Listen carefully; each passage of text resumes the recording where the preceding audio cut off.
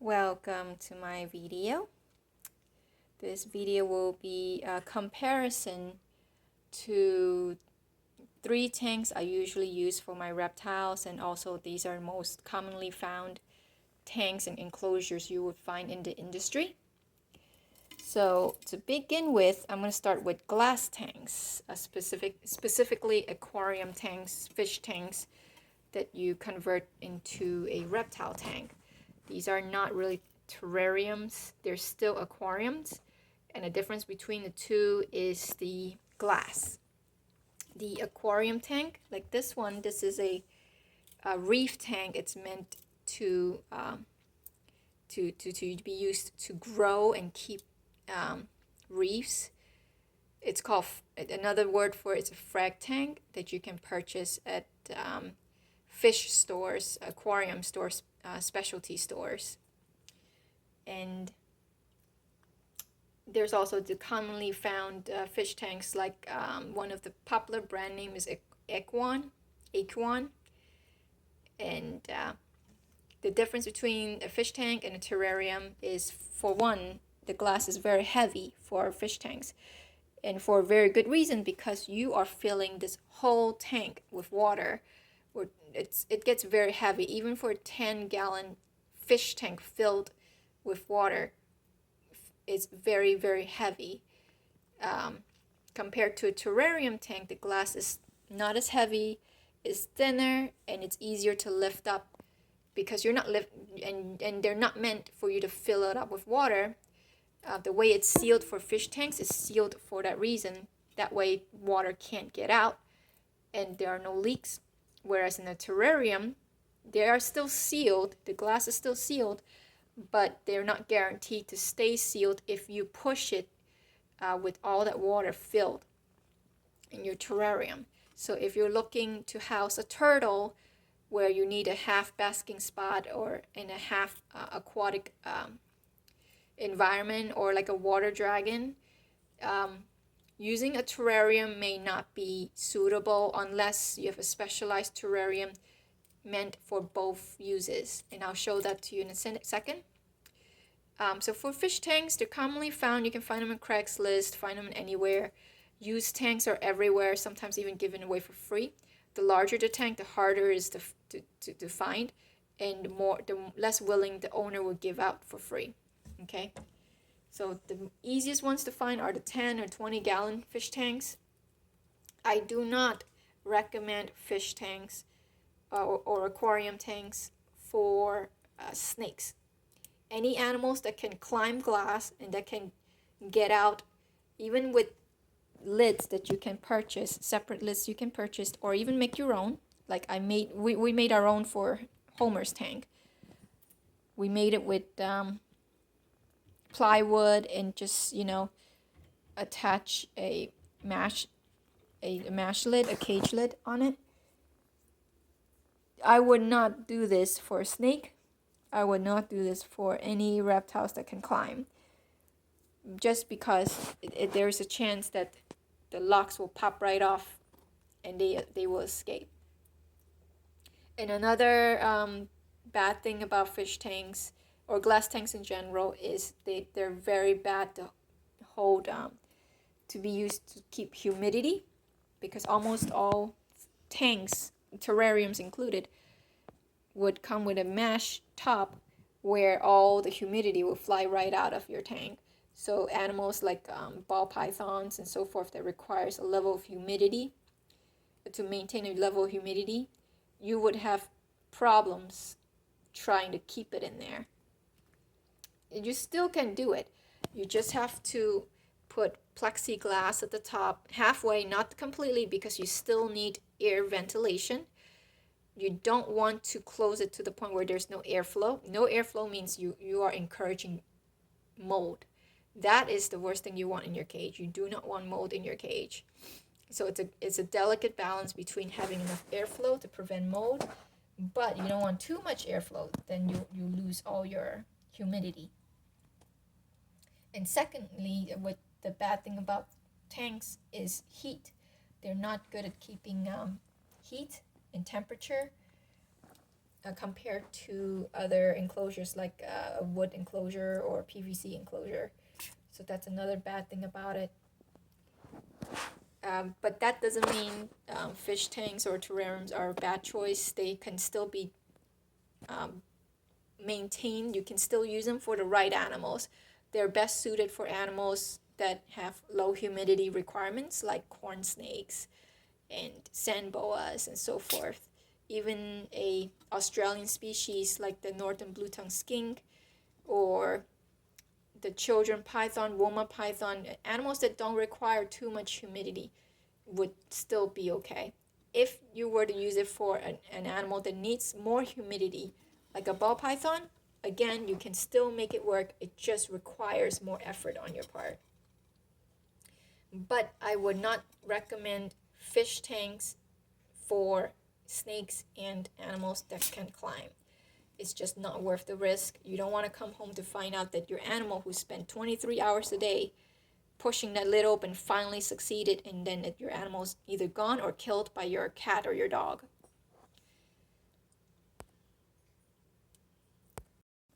So next up are terrariums. Terrariums, again, is different from a fish tank. There are many differences, including weight. It's a lot lighter carrying a terrarium than a fish tank. They are more difficult to find for the correct size that you're looking for. Anything over 40-gallon breeder, 40 gallon, which is about 36 inches in length, for a terrarium, you will have difficulty finding one at your local PetSmart and Petco. They usually don't carry terrariums past the 36-inch length cage size. They do have fish tanks that are over that length, and they're 75 gallons, 125 gallons, and so forth. Again, those are fish tanks. They can be done. You can use them even for bearded dragons, but I would not recommend them for snakes and animals that can climb. For fish tanks with lid where you have to purchase separately, and locks where you have to manually plug in. Best thing about terrariums is that the locks already came with the tank. Terrariums almost always, they're built with reptiles in mind, especially those that like to escape. So your terrariums is guaranteed to have one way or another to lock your door, and the lid, the mash lid, will be lockable as well.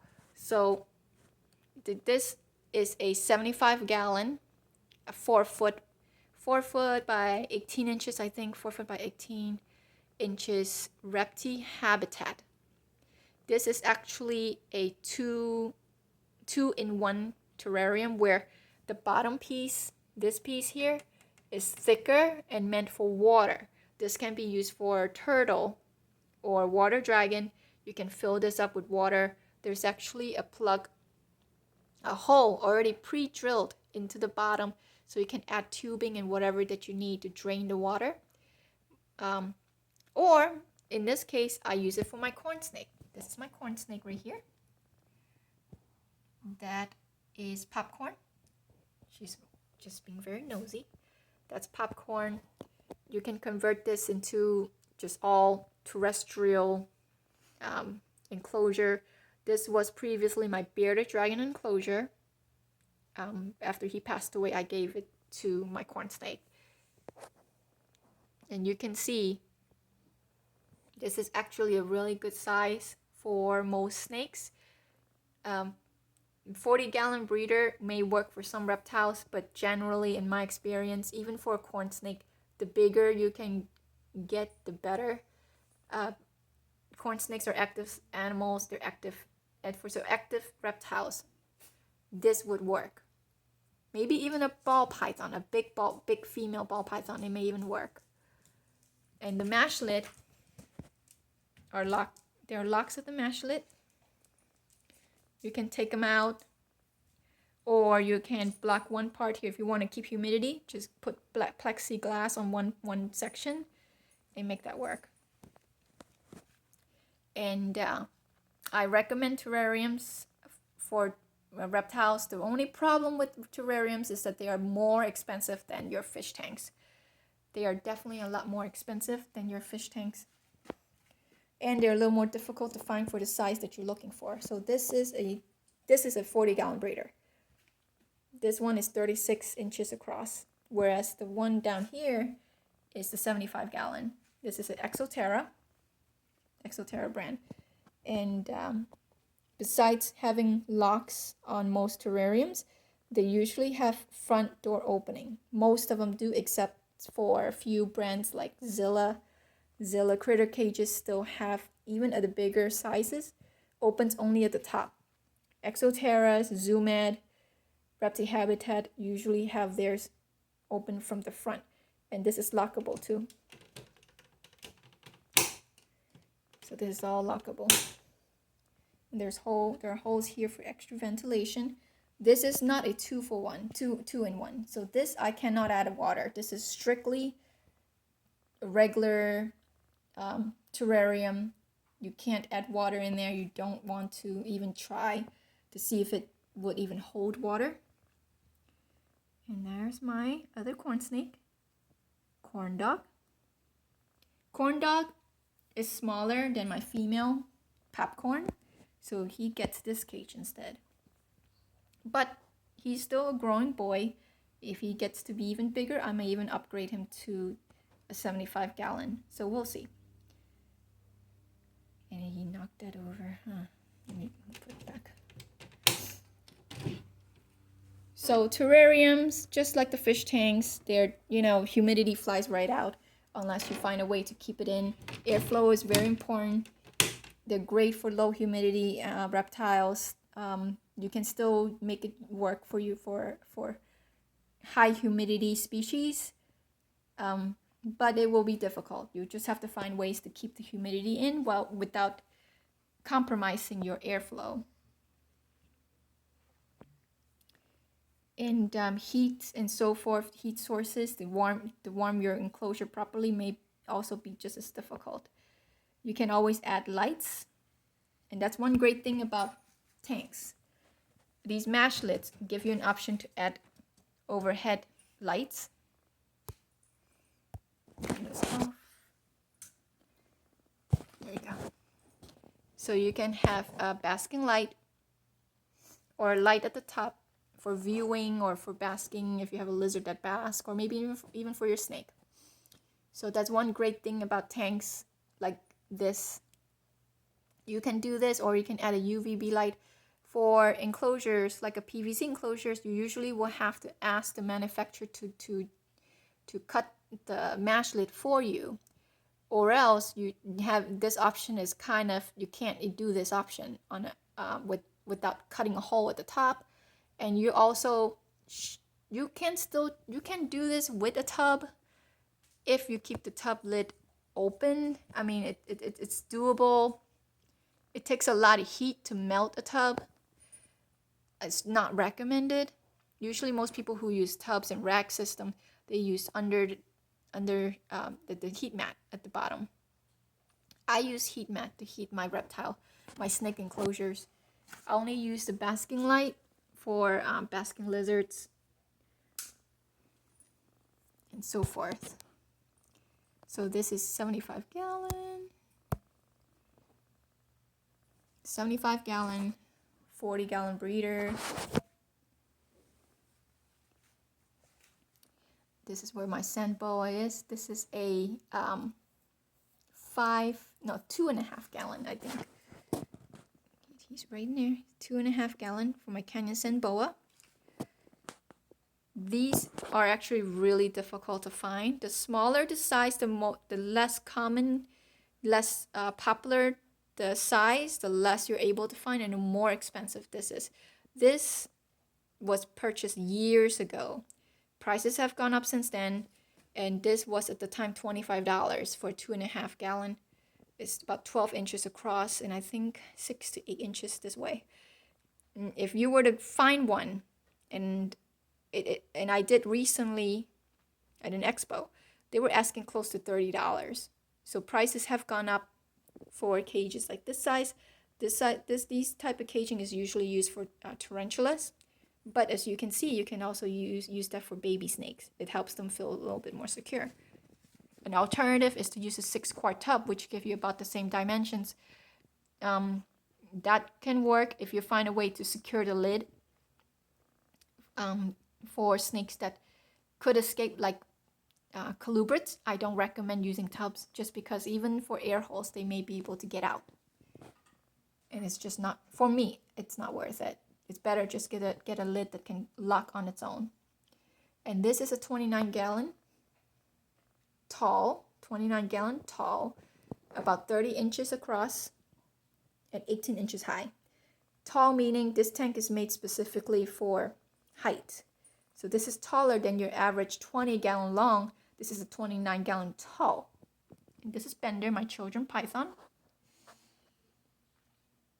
Again, this is great for low humidity species.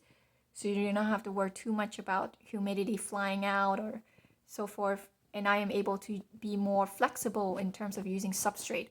So I use cocoa fiber in there. It may be a little bit wet at first, but I know it will dry right up in a few days. I don't have to be concerned about mold and so forth, and the airflow is just fine. So here you have a Animal Plastics T8 PVC enclosure. PVC enclosure is pretty much plastic enclosures. You can purchase these directly, usually from the manufacturer themselves. These are usually custom made. They will cost more.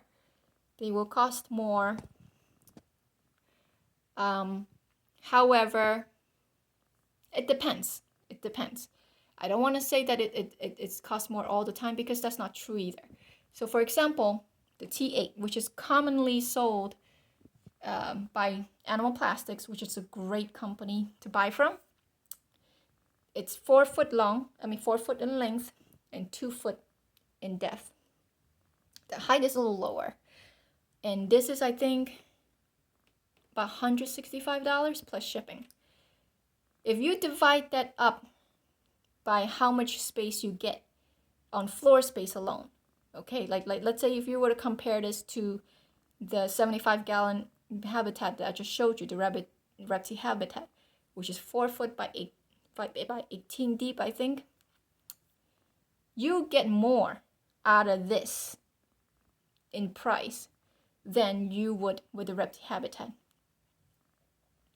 So it depends. But if I were, let's say, to get a 24 by 24 PVC enclosure, that would cost me more from buying a PVC enclosure than to just go ahead and pick up maybe a glass tank that's not going to be 24 by 24, but like maybe a 20-gallon long or even a 40-gallon breeder would be cheaper than if I were to purchase a size that is not commonly used, like a 24 by 24 PVC enclosure, if that makes any sense. So it depends. I would do my research and do the math. Generally, I find that the bigger the cage for PVC, the more money you save than if you were to buy a glass tank. Another good thing about PVC enclosure, because they're customized, you can get the manufacturer to do what you want them to do, which is add lights, basket shelf, whatever that you want, even locks. This one has locks, this one doesn't. They come with more sizes than you would find in tanks. Terrarium sizes can only go so far, okay? I haven't found a terrarium that is bigger than 4 foot, longer than 4 foot, so far. PVC enclosures usually extend even further. They can go 6 to 8 feet long, depending on the manufacturer. And another great thing about, besides the sizing options, is that these hold humidity well. PVC enclosures hold humidity very well. But that doesn't mean you can't use it for low humidity species either. Like the one down here is my Woma python, and the one here is my gray banded king snake. He is in here. So they're pretty much low humidity creatures, and they do well. As long as you just gotta drill some holes for ventilation, and you're fine. And you'll be fine. Enough humidity for shedding, but not too much where it causes problems. Only bad thing about PVC enclosures is that the wait time can be pretty long. And animal plastics currently have a 21-week wait time. So patience is key here, but I think you would save more money if you were to purchase a PVC enclosure, and it will serve more of your needs, your reptile needs, than if you were to go with a terrarium, especially if you're going for a bigger cage. And lastly, tubs. This is a tub. So finally, tubs. I won't talk about rack systems because I don't use them, but I do use tubs. I'm trying to not to use tubs if I can. He is going to be moved into a PVC enclosure soon. I'm just waiting for a few more items and then I can move him. But tubs have its function. It does work for the right animals. I don't recommend them for low humidity species. I don't recommend them for active species either. So those are the two I don't recommend for, mainly because these tubs, you're gonna have to, if they're active, they would want to see the outside. They would want to move around, climb, and do all these things. And most tubs may not be able to do that, like especially rec system. You're not gonna have enough height and space to do all that. And also another bad thing is that they're not pleased. You know, it looks kind of cheap. Tubs look kind of cheap. It's not very pleasing to the eye. It's more, again, serve as a function, I think, rather than for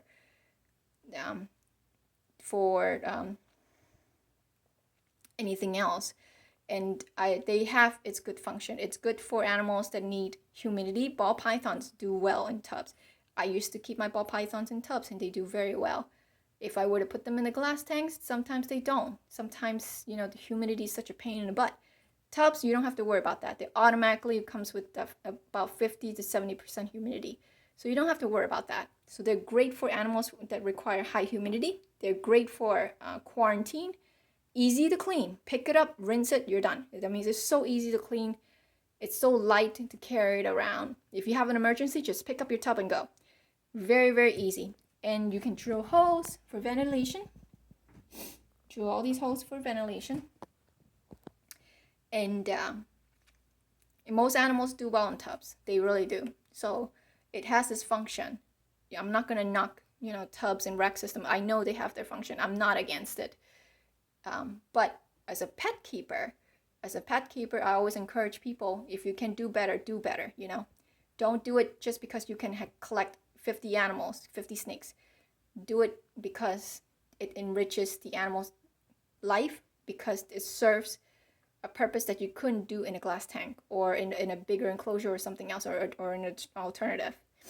So for him, for Scruffy, he need a level of humidity, just like a ball python. He is a little bit difficult to feed, and the tubs kind of help him, give him a lot of more security than a glass tank. But overall, I will recommend tubs for the right reason. If you can, if you need to quarantine, if you need to use it temporarily, and so forth. So it has its uses. I'm not against it. Do your research and see what works for you.